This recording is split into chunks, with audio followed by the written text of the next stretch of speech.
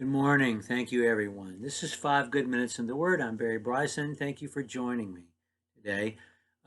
We are continuing our series, Encountering Jesus, and we are still talking about Jesus' encounters with women in the Gospel of John. And we've come full circle today because we began talking about the wedding of Cana in Galilee and Jesus' sometimes difficult relationship with his mother. And we're back at the cross today, and Mary, his mother, is there.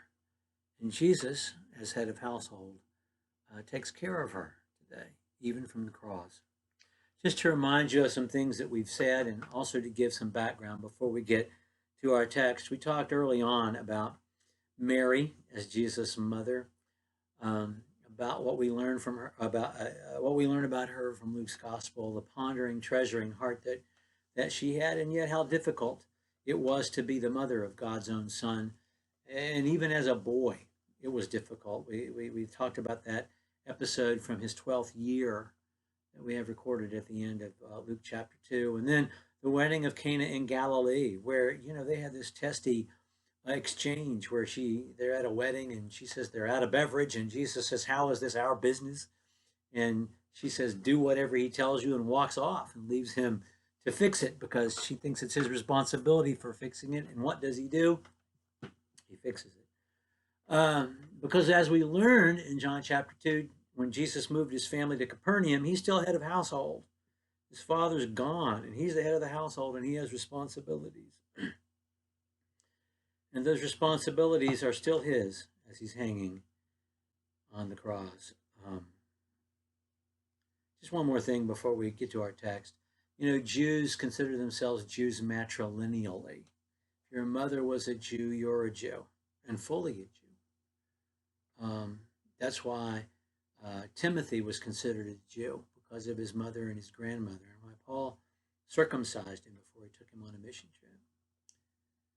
Jesus is human, matrilineally, fully human, as he is fully divine.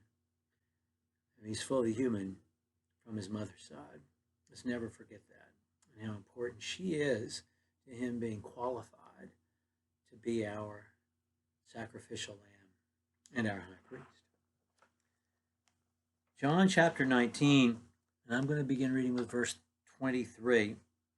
The soldiers, therefore, when they crucified Jesus, took his outer garments and divided them 4 ways, a part to every soldier, and also his tunic, his outer garment.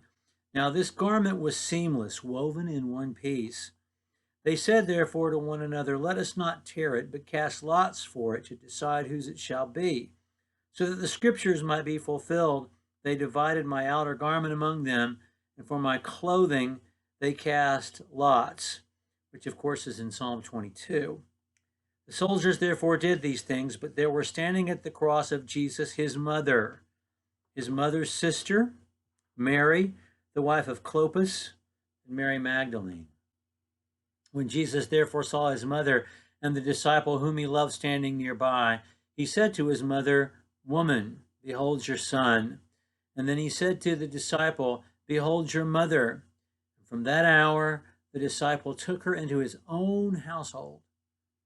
And after this, Jesus, knowing that all things had already been accomplished in order that the scripture might be fulfilled, said, "I am thirsty." I want to stop right there.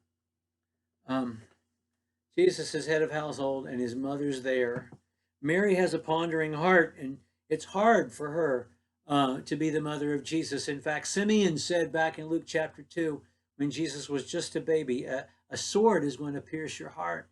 And I am sure that's exactly what it felt like that day.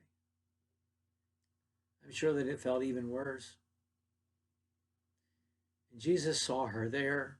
She's there. In fact, she's there in Acts chapter 1, still with the disciples. And they were gambling for the tunic that was woven in one piece.